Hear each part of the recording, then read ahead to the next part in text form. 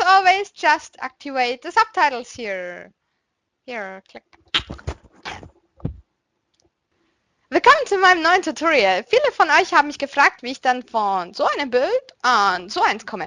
Und zwar wollte ich euch heute ein bisschen erzählen, wie man mit Photoshop und Lightroom und ein paar einfachen Handgriffen ein paar schöne Bilder von seinem Kostüm bekommen kann. Vorneweg, ich bin kein Profi, allerdings habe ich eine Spiegelreflexkamera, einen Fotosklaven und Photoshop und Lightroom. Kurz zu unserer Kameraausrüstung. Wir benutzen eine Canon EOS 600D mit einem Standardobjektiv von 1835 mm Zoom oder unser tolles Cosplay-Objektiv, das ist das schnuckelige Ding hier, hat eine Blende von 1,850 mm und ist relativ günstig für, ich glaube, 90 € bei Amazon zu erwerben. Und damit kriegt man so tolle Bilder wie die hier hin. Und warum man überhaupt eine Spiegelreflexkamera braucht, seht ihr gleich. Der Grund, weshalb ihr eine Spiegelreflexkamera benutzen solltet, ist, weil sie RAW-Dateien erstellen kann. RAW-Dateien sind im Gegensatz zu JPEGs einfach Bilddateien, die sehr, sehr viele Informationen beinhalten, die euch erlauben, noch alles Mögliche mit eurem Bild zu machen. Und zwar könnt ihr beispielsweise die Belichtung verändern, den Kontrast höher und runter stellen, die Sättigung verringern oder erhöhen. Und ihr seht, ihr könnt da einfach sehr viel mehr machen und das ermöglicht euch wirklich, euer Bild so richtig zum Strahlen zu bringen.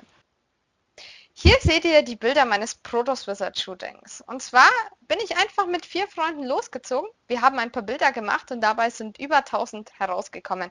Freunde sind natürlich keine Profis. Das heißt, Freunde werden ein paar mehr Anläufe brauchen als professionelle Fotografen. Und da ist es gar nicht so schlimm, wenn man sehr viele Bilder hat, denn die Wahrscheinlichkeit, dass da was Gutes dabei ist dann natürlich auch höher. Und mit Freunden macht es natürlich auch viel mehr Spaß. Hier seht ihr die RAW-Datei eines meiner Lieblingsbilder. Und zwar, was ich als allererstes mache, ist erst einmal an der Temperatur herumspielen.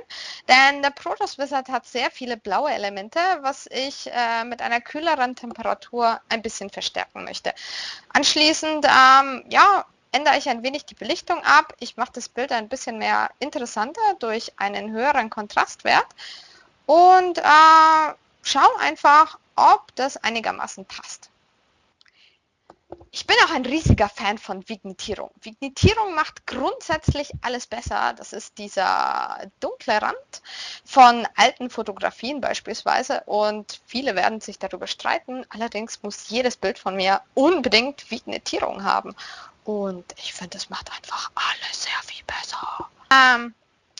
Wie ihr seht, sieht das Blau ein bisschen komisch aus. Und zwar bei blauen LEDs macht leider das Programm immer die Farben ein bisschen kaputt.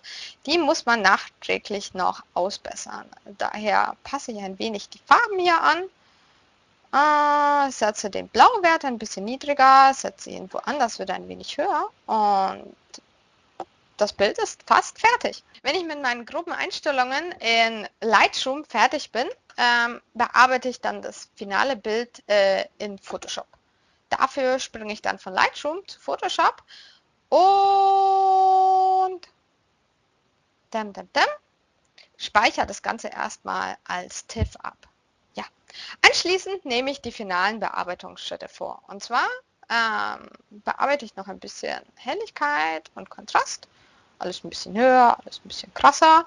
Und ja, gehe dann daran, mein Gesicht zu bearbeiten. So, ein wenig Stempel hier.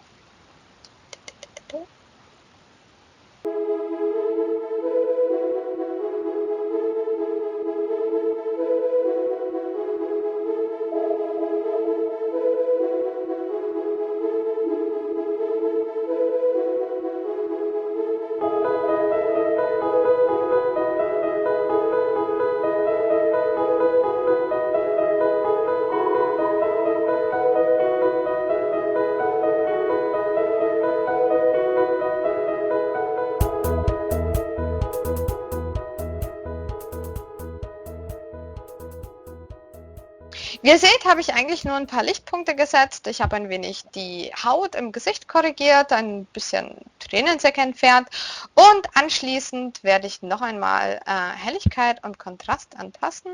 Alles ein bisschen höher, alles ein bisschen krasser und fertig ist das Bild. Wie ihr seht, ist es gar nicht so schwer, gute Bilder zu bekommen. Ihr braucht wirklich lediglich ein paar Freunde, eine halbwegs ordentliche Spiegelreflexkamera, Lightroom und oder Photoshop und einfach nur ein wenig Geduld und Zeit, sich mit diesen Programmen zu beschäftigen. Ja, ich hoffe, ich konnte euch ein wenig was zeigen. Es hat euch gefallen und ihr habt ein wenig was gelernt. Bis zum nächsten Mal. Ciao, ciao.